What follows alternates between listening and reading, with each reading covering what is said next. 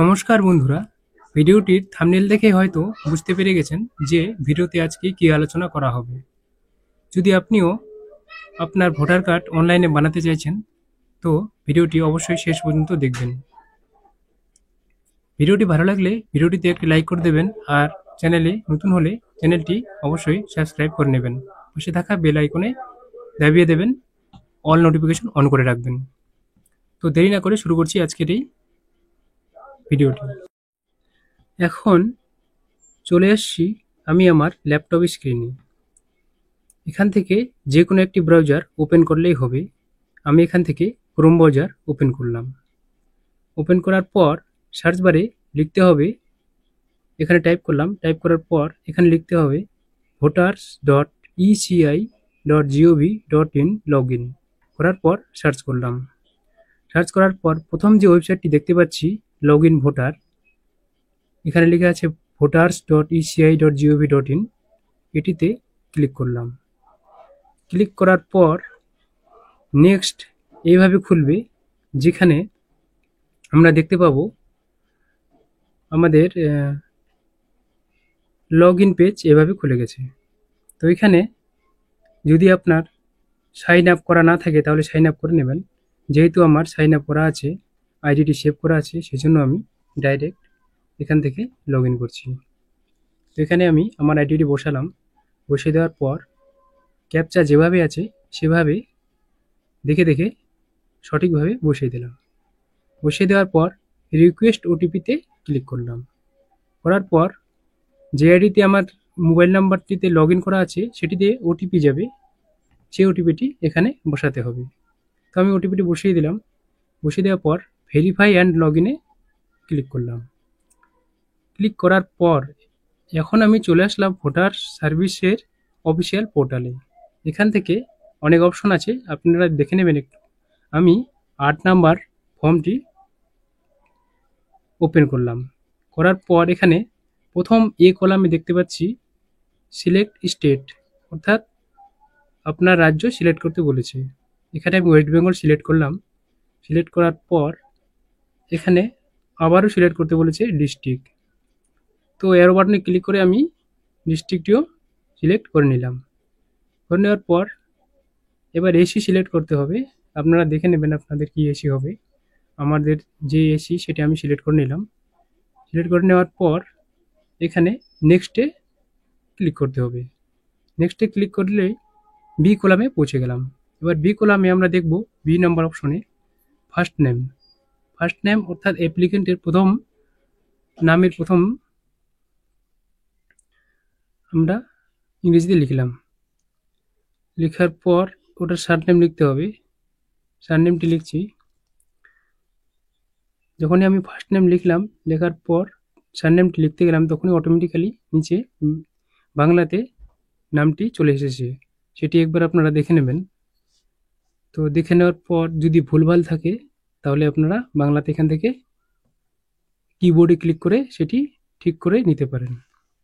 ঠিক করার পর ক্রস বাটনে ক্লিক করলে সেটি ওখান থেকে সরে যাবে। সরে যাওয়ার পর এখানে আপনাকে একটি ফটোগ্রাফ আপলোড করতে হবে। তো আমি এখান থেকে একটি ফটোগ্রাফ নিয়ে নিচ্ছি। সেই ফটোগ্রাফটি আপনি একটু দেখে নেবেন। একটু ভালো ফটোগ্রাফ লাগিয়ে দেবেন এখানে। আর এখান থেকে আপনারা জুম করতে পারি, আর পরবর্তী অপশনে রোটেটর অপশনও আছে, সেখান থেকে আমরা রোটেটও করতে পারি। তো করে দেওয়ার পর সেভ বাটনে ক্লিক করলাম। সেভ বাটনে ক্লিক করার পর কিছুক্ষণ পর সাকসেসফুলি এটা আপলোড হয়ে গেছে। ওকে বাটনে ক্লিক করলাম।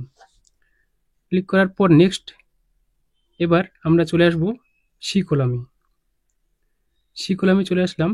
নেক্সট করার পর এখানে লেখা আছে নেম, অর্থাৎ এখানে রিলেটিভ নেম, রিলেটিভের নেম অর্থাৎ ফাদার, মাদার, হাজব্যান্ড, আপনি যে কারো নাম বসাতে পারেন। আমি এখানে হাজব্যান্ডের নাম বসালাম। এখানে সার নেম বসালাম। বসার পর এখানে আপনারা দেখে নেবেন নিচে বাংলাতে চলে আসবে সেটিও। এখান থেকে কিবোর্ডে ক্লিক করে আপনারা ঠিক করে নিতে পারেন। আমি করে নিলাম। করে নেওয়ার পর নেক্সট এবার চলে আসছে ডি কলামে। ডিতে আমরা দেখতে পাচ্ছি সেলফ আর রিলেটিভস এর মোবাইল নাম্বার। নিজের যদি মোবাইল নাম্বার থাকে তাহলে মোবাইল নাম্বারটি বসিয়ে দেবেন, আর যদি না থাকে তাহলে যে কারো নাম্বার বসিয়ে দিলেই হবে। বসিয়ে দেওয়ার পর সেন্ড ওটিপিতে ক্লিক করে একটি ওটিপি চলে আসবে, সেই ওটিপিটি বসিয়ে ভেরিফাই অপশনে ক্লিক করে ভেরিফাইড করে নিতে হবে। করে নেওয়ার পর পরবর্তীতে নিজের যদি ইমেল আইডি থাকে তাহলে সেটাও দিতে পারেন, না হলে যে কারো ইমেল আইডি দিলেই হবে। তো আমি এখানে একটি ইমেল আইডি বসিয়ে দিলাম। বসিয়ে দেওয়ার পর পরবর্তীতে নেক্সটে ক্লিক করব। ক্লিক করার পর এবার কলামে চলে আসলাম। তে এখানে আধার কার্ড সিলেক্ট করে এখানে আধার নাম্বারটি ভালোভাবে বসিয়ে দিতে হবে, অ্যাপ্লিক্যান্টের আধার নাম্বারটি।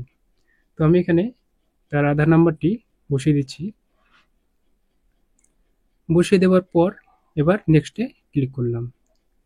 ক্লিক করার পর এখানে সিলেক্ট করতে বলেছে জেন্ডার, এখানে মেল ফিমেল সিলেক্ট করলাম। সিলেক্ট করার পর এবার জি কলামে ডেট অফ বার্থ বসাতে হবে।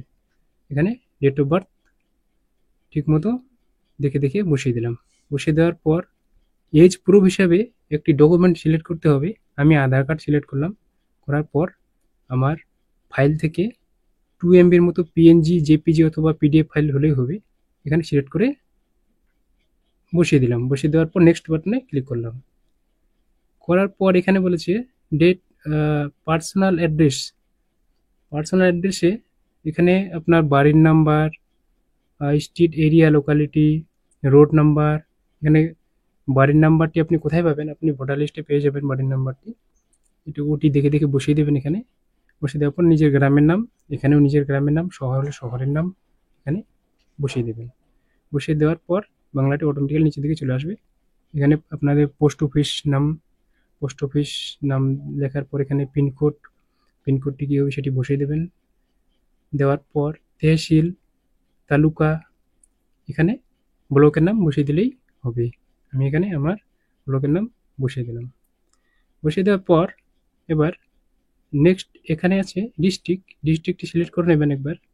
আপনি কোন ডিস্ট্রিক্ট থেকে ফর্মটি ফিল আপ করছেন।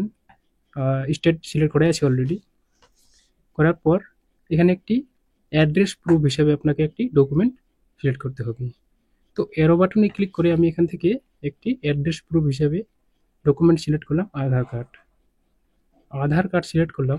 সিলেক্ট করার পর ম্যাক্সিমাম 2 MBর মতো আবার একটা জেপিজি, পিএনজি অথবা পিডিএফ ফাইল এখানে আপলোড করতে হবে।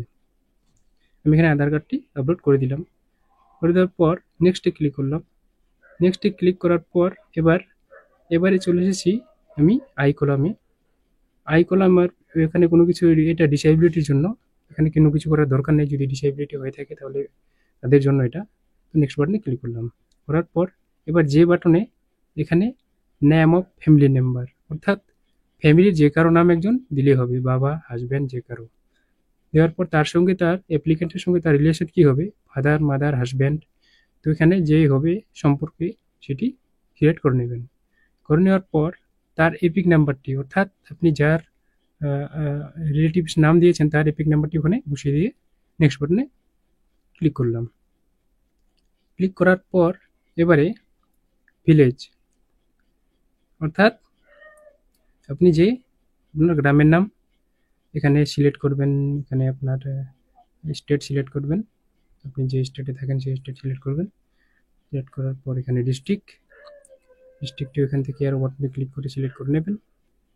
আমিও সিলেক্ট করে নিলাম। করে নেওয়ার পর এবারে নেক্সটে আসছে মান্থ ইয়ার, অর্থাৎ আপনি আপনার জন্ম তারিখের মাস আর সালটা দিলেই হবে। তো আমি এখানে বসিয়ে দিলাম। বসিয়ে দেওয়ার পর যেখান থেকে আপনি ফর্মটি ফিল আপ করছেন, গ্রাম অথবা শহর, সেখানকার নাম বসিয়ে দিয়ে নেক্সট বাটনে ক্লিক করলাম।